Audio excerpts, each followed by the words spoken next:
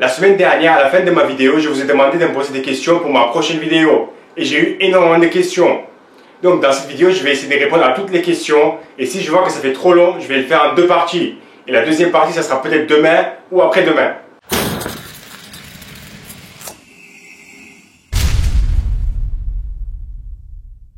Donc, voici la première question. Comment font les mammifères végétariens pour conserver leur masse musculaire? Et est-ce que les glucides servent dans la construction musculaire? Deux questions très complexes. Pour la première, je dirais que c'est leur génétique. Les êtres humains, ils ont besoin de travailler leurs muscles pour les construire. Pour les animaux, souvent, ce n'est pas le cas. Prends l'exemple des gorilles. Ils ne font pas de musculation, ils ne font pas grand-chose dans leur vie. Et regarde les muscles qu'ils ont. Et aussi, ils consomment les acides aminés qu'il leur faut pour construire leurs muscles. Pour la deuxième question, c'est un peu plus compliqué. Tu n'as pas vraiment besoin des glucides pour construire du muscle. Théoriquement, donc non, tu n'as pas besoin des glucides pour construire du muscle. Mais dans la pratique, si tu essayes pendant un an de manger assez de protéines avec zéro glucides, tu verras que ce sera très compliqué. Je compte reprendre la boxe anglaise. J'aimerais savoir combien de fois je devais aller à la muscu sans que cela me gêne pour la boxe. En fait, ça va beaucoup dépendre de ton programme, de ton niveau et l'intensité que tu mets dans chaque séance. Si par exemple tu fais de la boxe 3-4 fois par semaine, faire une ou deux séances de full body par semaine, ça sera très bien. Que penses-tu de la stratégie suivante pour construire du muscle et limiter la prise de graisse? Le matin, cardio à jeun pour forcer le corps à utiliser les graisses corporelles comme carburant, puis le reste de la journée, avoir un apport calorique suffisant et adapté à la construction musculaire avec un entraînement qui aura lieu dans l'après-midi. Honnêtement, je trouve ça un peu stupide. Ton corps ne va pas être là le matin, il ne mange pas assez, allez on va brûler de la graisse, et le soir il mange assez, allez on va construire du muscle. Non, ton corps brûle des calories 24 heures sur 24. Honnêtement, je te conseille, soit pendant quelques semaines d'être en déficit calorique, soit pendant quelques semaines d'être en excès calorique, et de ne pas faire les deux en même temps. Depuis la mode des youtubeurs, Instagram Fitness et autres, est-ce que ta clientèle de coaching a explosé? Explosé, non. Déjà sur YouTube, j'ai à peine 12 000 abonnés et 2 ou 3 000 sur Facebook. Et la plupart des gens qui me suivent sont des jeunes, ce ne sont pas des personnes qui peuvent payer un coach sportif ou des personnes qui habitent loin dans la zone dans laquelle je travaille. Est-ce que tous les fruits et légumes sont basifiants? Pour ce genre de questions, tu peux très bien trouver la réponse sur Internet. Il suffit de chercher liste légumes basifiants et tu verras. Et c'est ce que j'ai fait et la réponse est non. Le cannabis a-t-il des effets positifs sur la santé et la musculation? Autre question, est-ce que les glucides sont indispensables à une prise de muscle? Peut-on prendre du muscle malgré une absence de glucides, mais en mangeant tout de même sa ration de protéines, 3 grammes par kilo de poids du corps avec un métabolisme lent? Pour la question sur le cannabis, je ne vais pas répondre. Pour les glucides, construire du muscle c'est déjà compliqué. Construire du muscle sans glucides, tu auras la tâche encore plus compliquée. Mais théoriquement, oui, tu peux construire du muscle sans glucides. Selon toi, est-il utile de diminuer les calories les jours off dans une optique de prise de muscle lent et contrôlée afin de limiter la prise de larves? Dans un monde parfait, oui, les jours où tu n'entraînes pas, ça sera bien de manger 200 ou 300 calories de moins. Mais tu te compliques la vie pour pas grand-chose.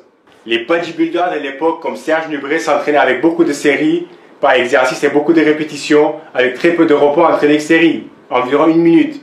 Et ils travaillaient chaque muscle 2 fois par semaine. Que penses-tu de tel volume de travail? Et c'est trop? Ou est-ce une bonne méthode selon toi?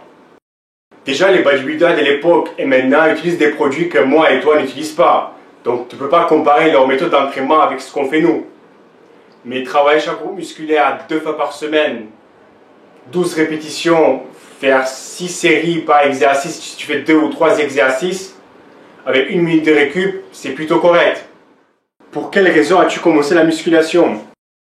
Quand j'étais au lycée, je faisais 60 kg pour 1m82. Oui, j'étais super maigre. Et j'avais un pote qui faisait plus ou moins la même chose. Pendant les vacances d'été, je ne sais pas ce qu'il fait, où il part, qu'est-ce qu'il prend, qu'est-ce qu'il mange. Mais quand il revient, et je me rappelle très bien, on était à la fin d'un cours d'handball, on rentre dans les vestiaires, il enlève son t-shirt, il était devenu un monstre. Et à partir de là, je me suis dit, ben moi aussi je vais commencer à faire de la musculation. Il y a des jours où je me trouve plus musclé que d'autres jours. Et c'est psychologique où il y a une perte de volume pour X raisons. Ça peut très bien être psychologique, mais souvent si pendant 2-3 jours tu ne manges pas assez de glucides et tu ne bois pas assez, tu peux avoir les muscles plats. Après il suffit de remanger un petit peu et tu verras que ça regonfle tout seul. Tu nous dis souvent que ça ne sert à rien de s'entraîner comme un malade, de faire 50 exercices par muscle, etc. Je suis d'accord, mais alors à quelle intensité faut-il s'entraîner pour l'hypertrophie?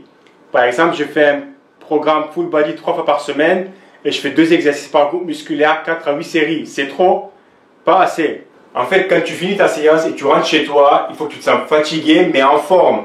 2-3 heures plus tard, tu auras envie de retourner à la salle. Mais par contre, si à la fin de la séance, tu rentres chez toi, tu es cuit, tu es mort, tu n'as pas envie de faire quelque chose, tu t'endors presque, là tu as fait trop. Faire 3 full body par semaine, 2 exercices par groupe musculaire, 4 à 8 séries, oui c'est très bien. Est-ce que tu as des conseils à donner à quelqu'un qui débute en musculation? Est-ce que faire 1 heure de cardio après la séance à intensité modérée peut aider à sécher? Pour le cardio après la séance, oui, si ce cardio te met en déficit calorique. Sinon, non. Si j'ai des conseils pour un débutant, si tu n'es pas obèse, fais les cardio pour être en forme, pas pour perdre la graisse. Et concentre-toi pendant 1 an à construire du muscle. Mange assez de protéines, des bons lipides, et ce qu'il faut comme glucides. Utilise un programme de base, un full body ou un half body. Entraîne-toi 3 à 4 heures par semaine. Et pense à progresser à chaque séance. Soit tu augmentes les charges, soit tu augmentes les répétitions, soit tu augmentes les séries. Mais pense toujours à progresser, à faire de plus en plus. Voilà. En sèche, faut-il compter les glucides des fruits dans les glucides? Donc pour réduire progressivement mes glucides, je réduis les pâtes ou les pommes. Faut-il compter les glucides des fruits? Oui. Donc pour réduire progressivement mes glucides, je réduis les pâtes ou les pommes. Je dirais un peu les deux. Comment varier sa diète et ses aliments sur MyFitnessPal et rester toujours dans les calories et macros fixés sans galère? Voici par exemple ce que tu peux faire. Imagine que tu manges 4 repas dans la journée et 4 repas qui font plus ou moins le même nombre de calories. Donc pour le premier repas, tu manges ce que tu veux, autant que tu veux, mais sois raisonnable. Pareil pour le deuxième repas, pareil pour le troisième repas. Avant de manger ta 4e repas, ce que tu fais, tu vas sur MyFitnessPal et tu notes ce que tu veux manger pour le premier repas, deuxième et troisième. Et par rapport à ce qui te reste, tu fais ta 4e repas. Si tu étais raisonnable dans les 3, tu auras assez pour bien manger ici. Si tu n'étais pas raisonnable, ben, ça sera compliqué. Est-ce que tu pourras nous faire un Draw My Life pour en savoir plus sur toi et ton parcours dans la vie? Dans un Draw My Life, il y a un petit problème, c'est le mot draw. Je ne sais pas dessiner, donc ça serait un peu compliqué de faire cette vidéo. Une question un petit peu longue que je vais résumer. En fait, c'est quelqu'un qui m'a envoyé un programme et il demande mon avis. Et ce que la plupart des gens me font aussi, c'est qu'ils m'envoient ce qu'ils font dans la semaine. Lundi, je fais tel exercice, tel nombre de séries, répétitions. Mardi, pareil. Jeudi, vendredi. Ça, ce n'est pas un programme. Pour dire si un programme est bon ou pas, il faut voir l'évolution. Il faut voir ce que tu fais la première semaine, la 5e semaine, la 10e semaine, la 15e semaine, pour voir l'évolution, pour dire si c'est un bon programme ou pas. Mais je vois que dans tout ce que tu as montré, tu fais assez de volume et une bonne fréquence. Donc c'est très bien. Après, si tu veux quelque chose avec une bonne évolution, avec un bon progrès, envoie-moi un message sur ma page Facebook. J'ai mon programme qui est tout fait sur 3 mois, que je peux te faire pour 10 €, ça t'intéresse. Faut-il faire des séries de 6 reps ou des séries de 12-15 reps pour mieux stimuler le muscle? Il faut faire les deux. Si tu as 4 séries à faire, fais 2 séries 5-6 reps et fais 2 séries 12-15 reps. Est-ce que c'est vrai que les coachs sportifs couchent avec les clients? Et est-ce qu'on t'a déjà demandé de payer en nature?